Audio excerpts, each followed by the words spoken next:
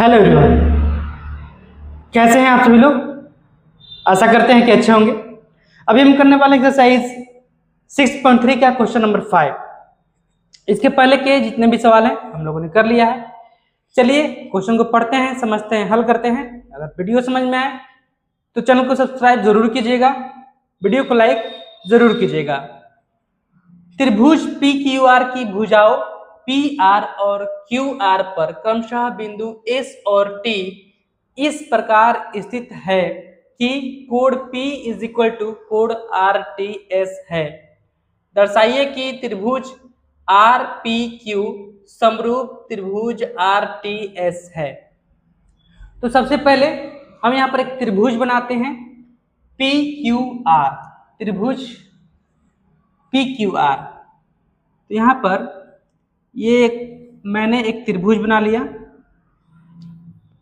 इसका नामकरण कर देते हैं पी क्यू आर। आगे कह रहा है कि पी क्यू आर की भुजाओं पी आर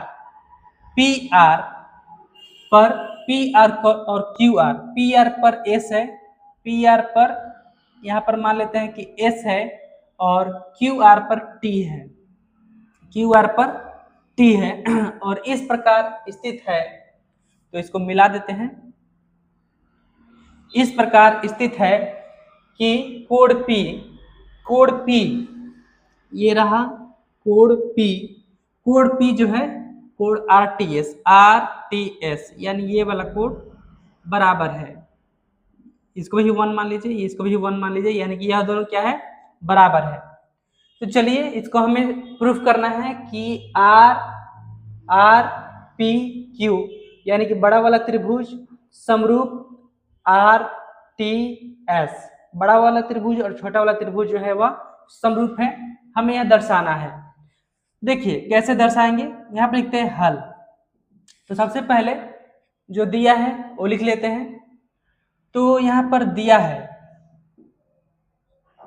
क्या दिया है, तो यहाँ पर दिया है कोण P बराबर कोण आर टी एस, कोण P बराबर कोण आर टी एस दिया हुआ है। क्या दर्शाना है, यानी कि क्या सिद्ध करना है यहाँ पर, तो यहाँ पर सिद्ध करना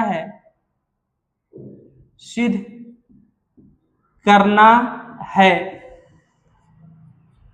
क्या करना है बाबू, त्रिभुज आर पी क्यू समरूप त्रिभुज आर टी एस है, यही सिद्ध करना है। तो यहाँ पर देखिए एक चीज पहले यहाँ पे लिख देते हैं, त्रिभुज आर पी क्यू और त्रिभुज आर पी क्यू और त्रिभुज आर टी एस में देखिए त्रिभुज आर पी क्यू और आर टी एस में कोण P कोण R तो पहले ही दिया हुआ है कि बराबर है, कोण P जो है यह कोण T के बराबर है ना, यह दिया है, यहाँ पे लिखते हैं दिया है। अब एक कोण और हम बराबर पहले कर लेते हैं। तो देखिए त्रिभुज आर पी क्यू में और आर टी एस में यह जो कोण R है यह दोनों में है, बड़े वाले त्रिभुज में भी है और छोटे वाले त्रिभुज में भी है। तो यहाँ पे हम इसको लिख सकते हैं कोण S R T is equal to कोण पी आर क्यू।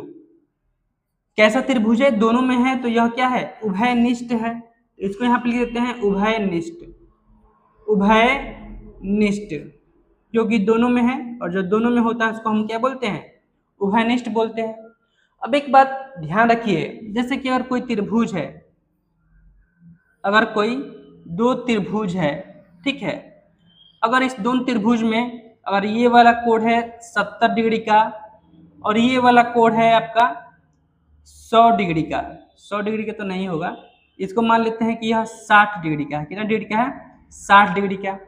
और इसमें अगर ये वाला कोण है 60 डिग्री का और ये वाला कोण है 70 डिग्री का, तो मेरे कहने का मतलब ये है कि अगर किसी दो त्रिभुज के दो कोण अगर बराबर होते हैं तो तीसरा कोण अपने आप क्या होता है, बराबर हो जाता है। देखिए 70 और 60 ये हो जाएगा 130, 70 और 60 130। तो त्रिभुज के तीनों कोणों का योग 180 होता है, तो ये भी हो जाएगा आपका 50 डिग्री का और यह भी हो जाएगा आपका 50 डिग्री का।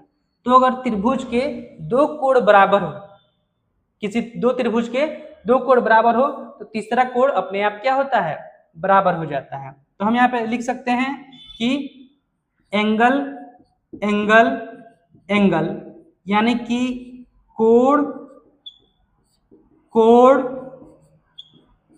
कोण समरूपता कसौटी से, कोण कोण कोण समरूपता कसौटी से त्रिभुज आर पी क्यू समरूप त्रिभुज आर टी एस है। हमें यही दर्शाना था, हम यहाँ पर यह दर्शा दिए। तो आपको सवाल नहीं समझ में आने का तो कोई सवाल ही नहीं है, तो प्लीज चैनल को सब्सक्राइब जरूर कीजिएगा, वीडियो को लाइक जरूर कीजिएगा।